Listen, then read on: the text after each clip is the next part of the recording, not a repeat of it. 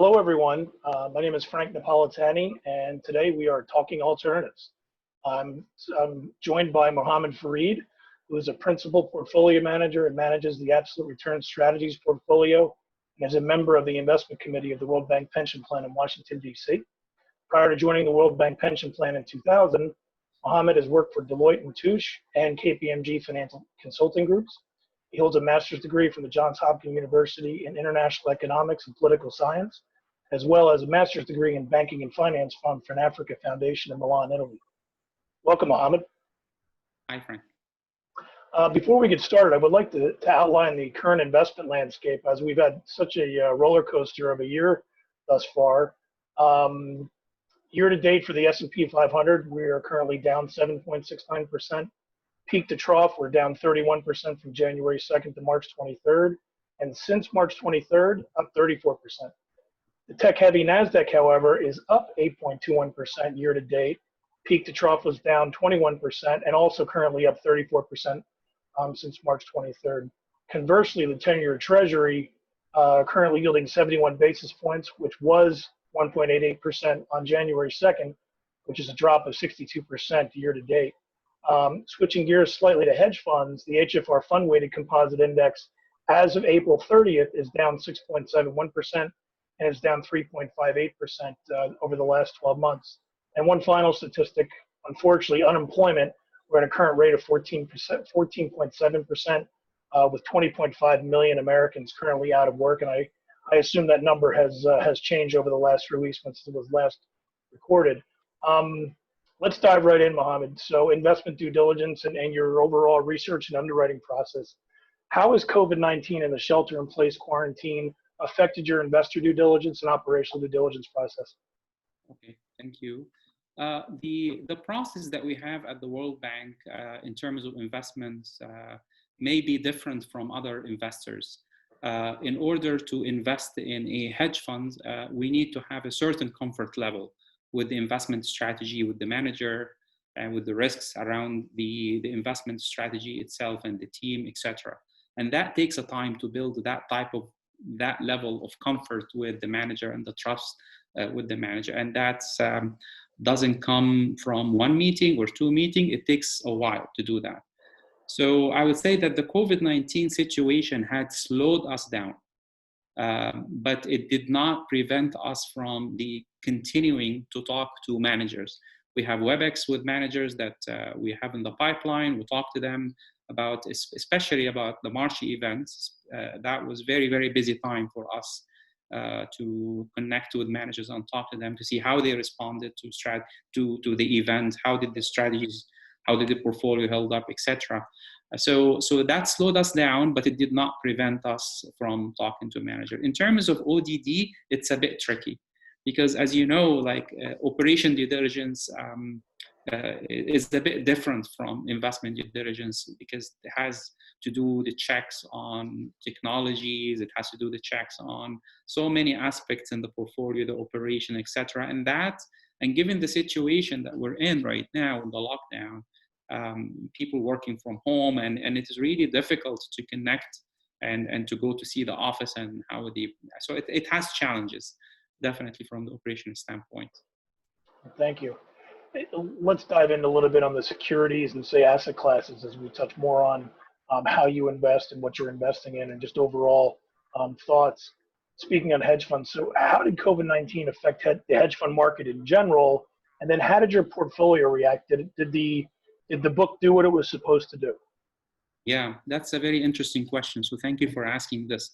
COVID-19, actually, I would say that it's an interesting event because it hurt some managers and some strategies quite a lot, and it created opportunities some others.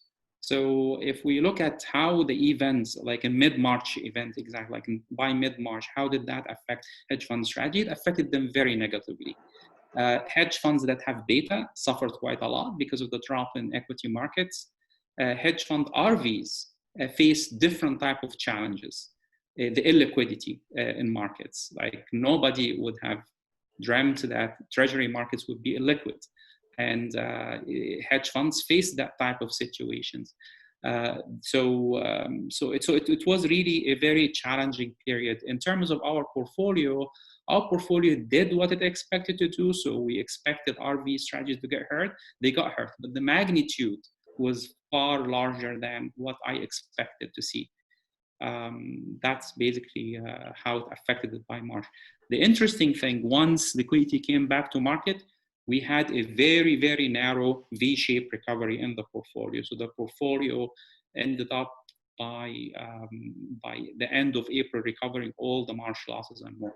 So we're positive for the year. Yeah, that's great to hear.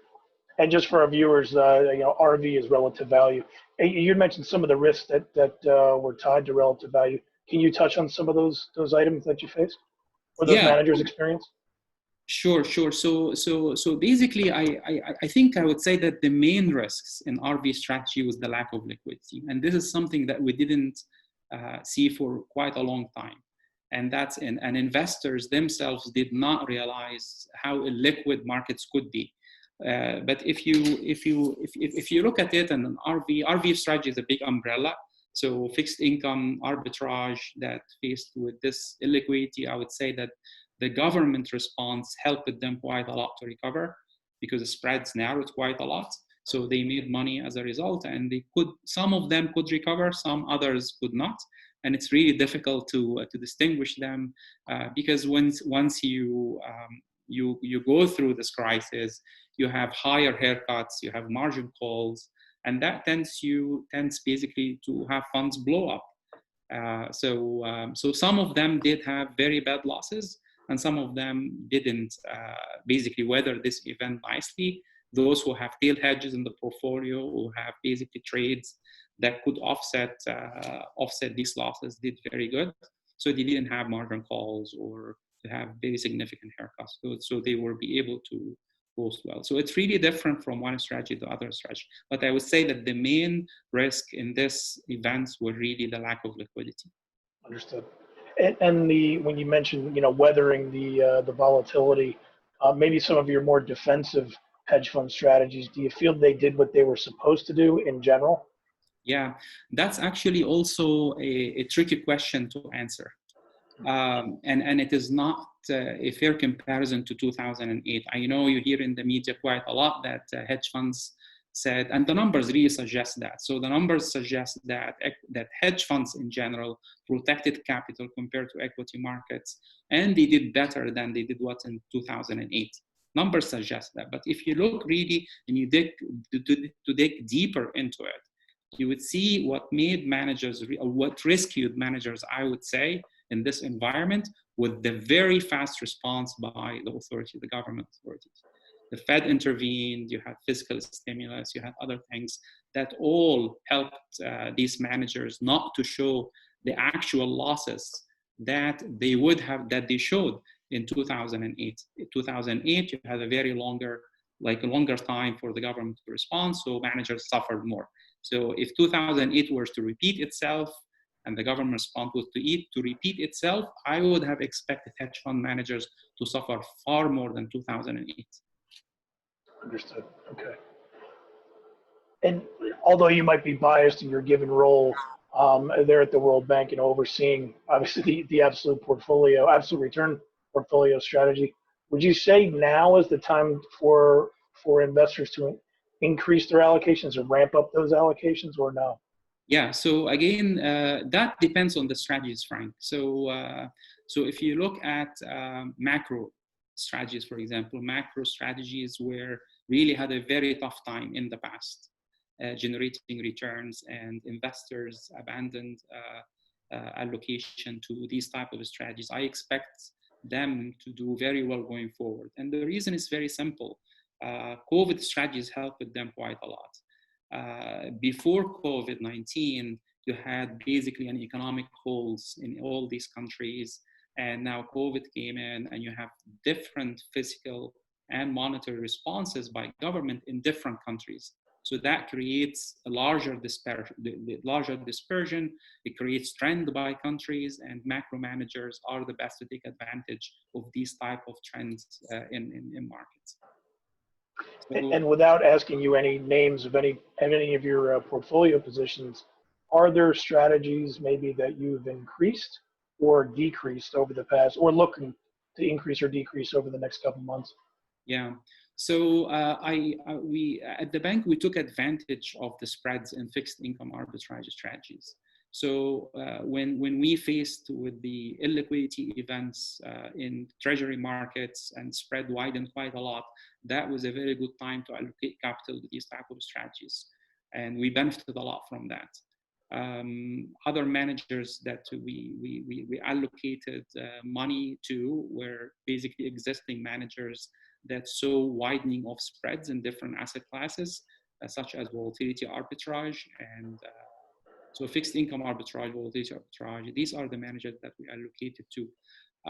Going forward, we expect to allocate more money into macro strategies because that's, again, very good environment for them. We hope that will be, and they don't disappoint like before. But we're optimistic about the future performance of these type of strategies, especially those managers that take advantage of the very short-term trends and have basically systematic approach in addition to discretionary approach in their investment strategies.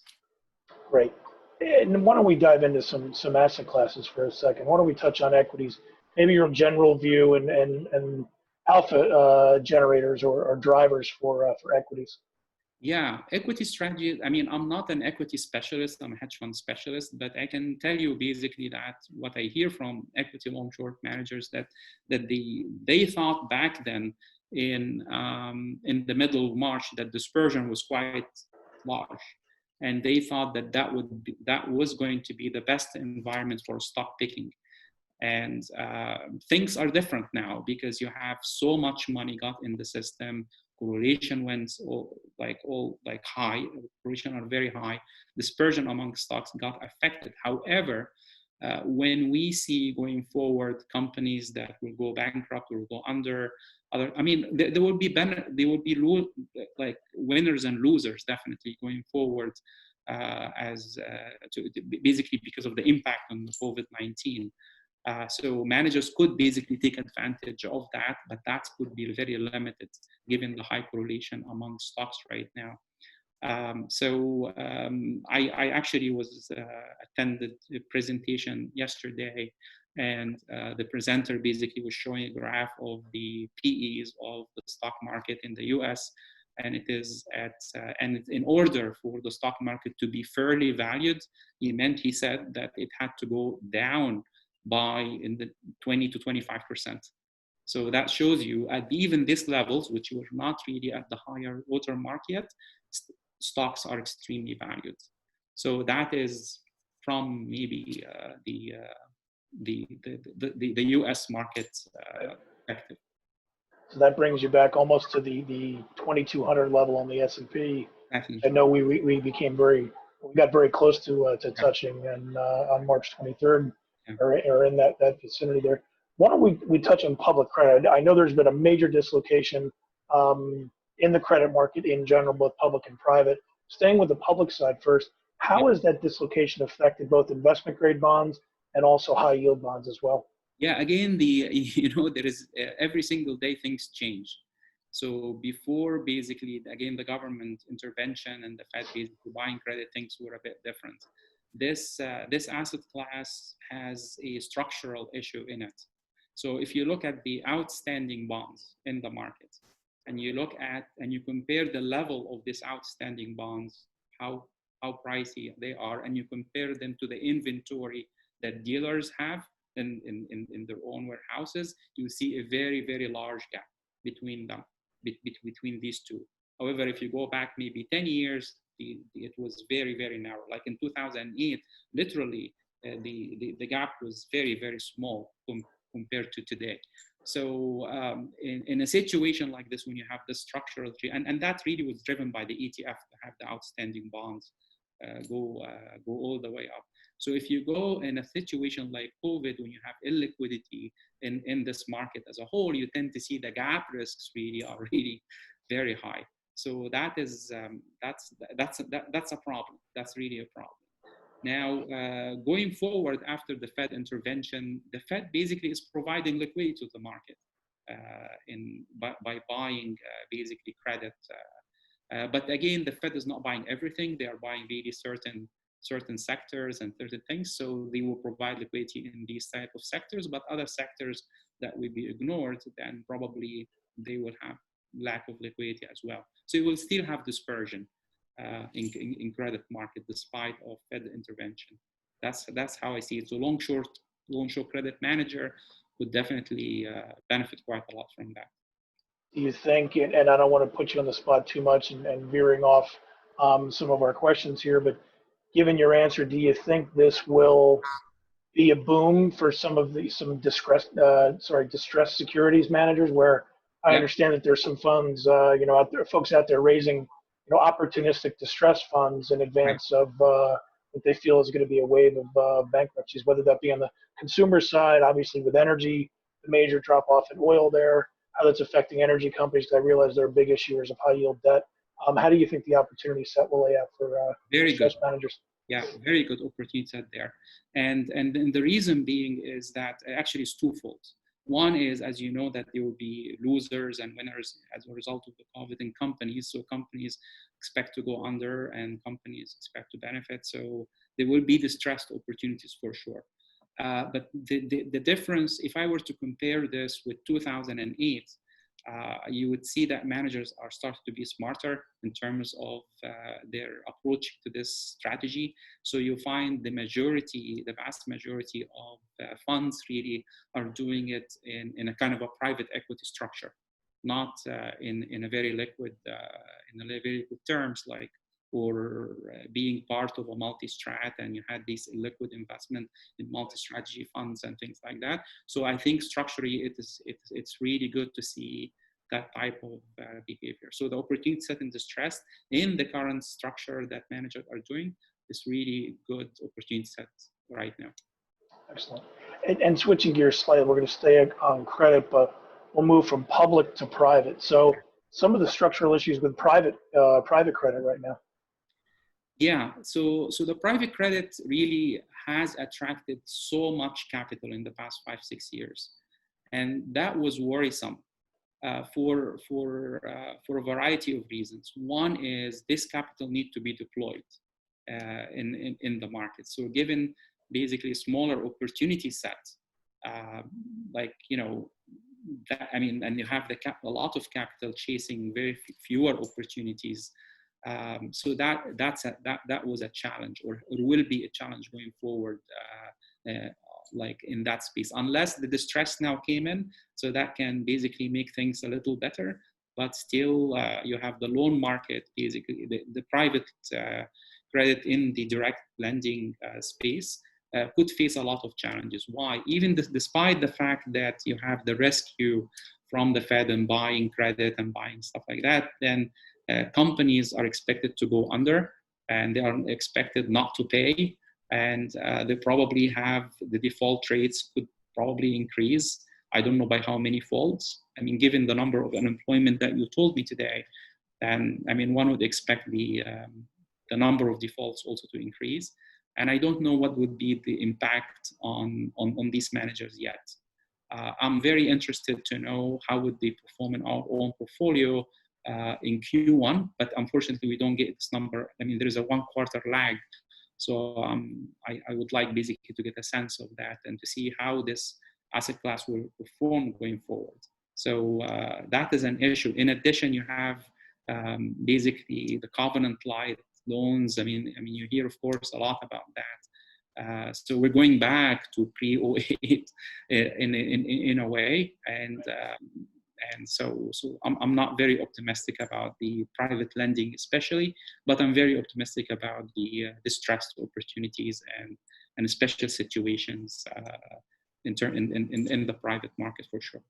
Understood. So I realize that you're more of a hedge fund and or absolute return strategy person. I get the sense that money is continuing to flow into the private equity space. So whether that's traditional growth equity, venture, private equity, real estate, can you speak to why that continues, given the liquidity, given the PE rates, ratios that we saw back in March, where you had the opportunity to buy and had the ability to sell minute to minute and/or pretty much on any day you needed to, rather than locking your capital up for 10 years. Can you speak to the flow of capital again from public to private?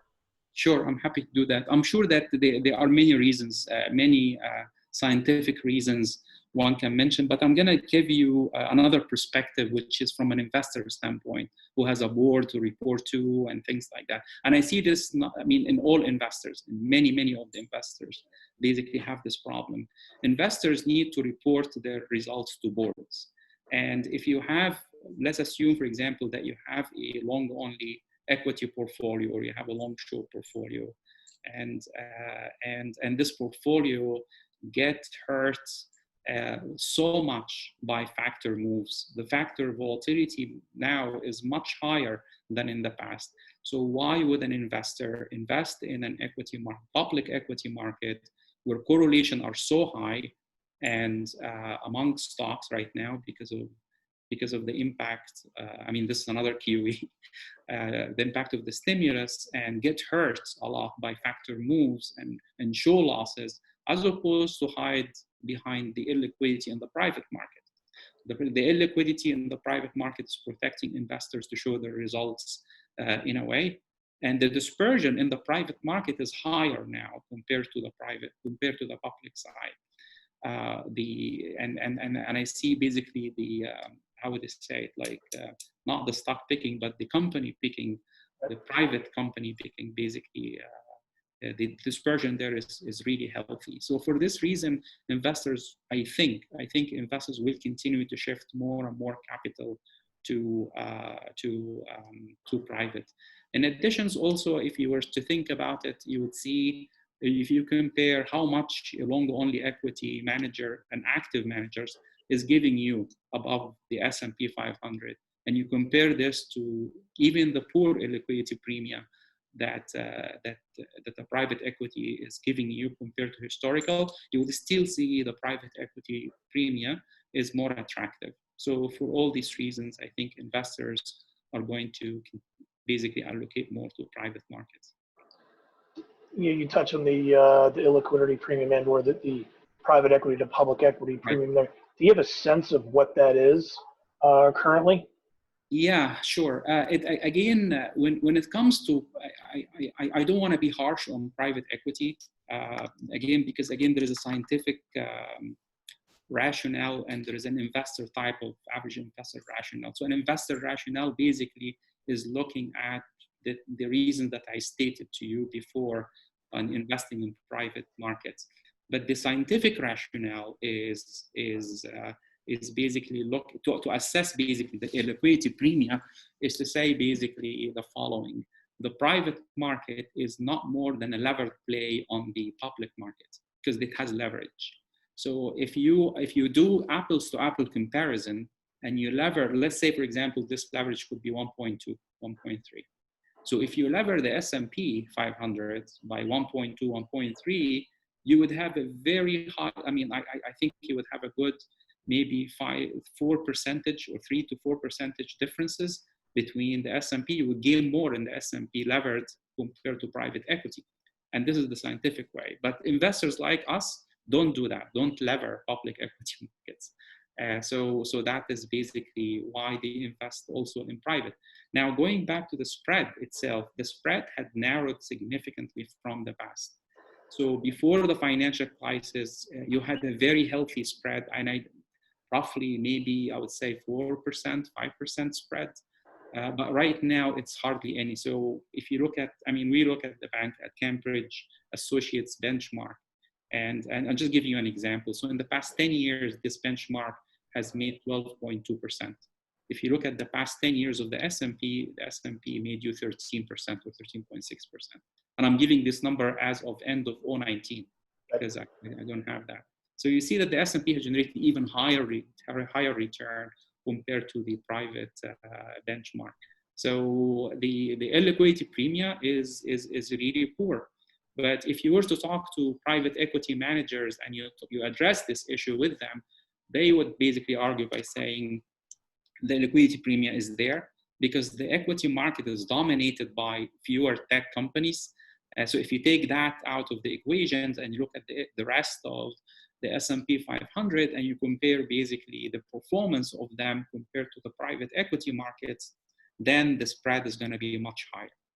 So the illiquidity premium is there, and according to private equity markets, it's healthy. It's definitely has been reduced quite a lot from historical, but again, the numbers would suggest otherwise because of the dominance of these companies in the S&P 500. Well, we're coming up towards the end here of our conversation. I'd like to turn it back over to you, if you have any final thoughts. Again, COVID-19 was very interesting that you highlighted, and the risks I think that investors should basically pay attention to going forward. So there are a couple of things I think were absent in so many investors in the market. One of them, the underestimation of the liquidity in markets, options market or treasury markets, credit markets. And I think investors, when they look at this strategy, they have to really factor the appropriate level of the liquidity in these markets. This is one thing. The other thing is that also investors are so attracted by carry strategies, but they underestimated the severity of the tail risk that exists in these tail strategies. Like if you were basically to be short volatility in the market, like in an event like March, you would have been, I mean, I've seen funds losing 75% and 80% in Europe, RV, that strategies that, and that was advertised everywhere, of course, but because they were short volatility.